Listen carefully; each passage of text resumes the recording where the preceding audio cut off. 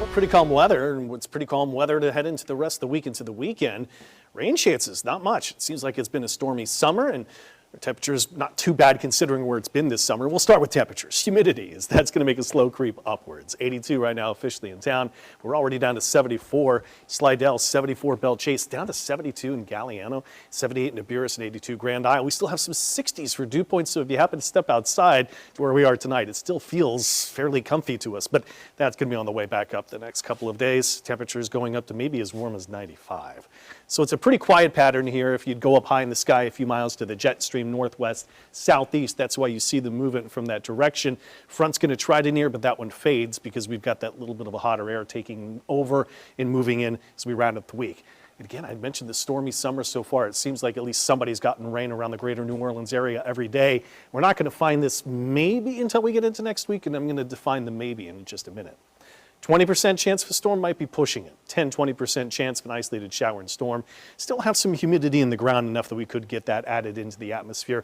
89 to 90 to 92 for the high, and the dew points, well, we're up to around 70. Could be a couple of 60s still there, but even a 70 and 72 for us feels okay. 20% chance of the shower storm yet again in the Friday. So you can see here, really calm. It's just about temperatures. 87, 89, 93 for the high, 94 Bogalusa.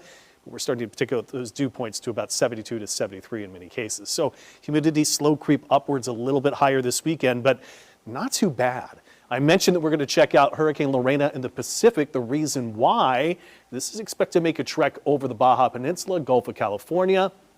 Then the leftovers could trek along the U.S.-Mexico coast and move our way. So here's that extended forecast. Some approaching fronts this weekend will pick up the rain chances a bit, but still I'd call it widely scattered storms at best. Didn't see a lot of dark clouds here or a lot of bright colors that would notice a lot of heavy rain. So there's the leftovers from Lorena going into next week, right, Monday to Tuesday, Wednesday, but the trend that came in today would take it a little farther south.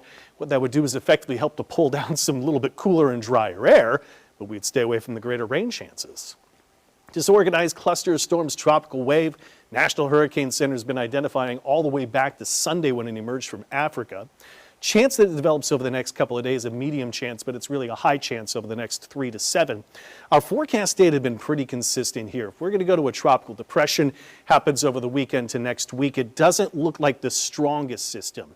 And the forecast that came out today, the ones that we update 4 times a day, is taking us a little farther south, going through the Lesser Antilles, Puerto Rico right here. There's Dominican Republic and Haiti, and these are getting into the Bahamas.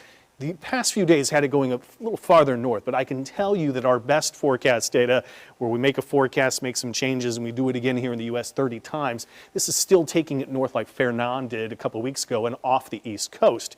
Here's the other thing, too.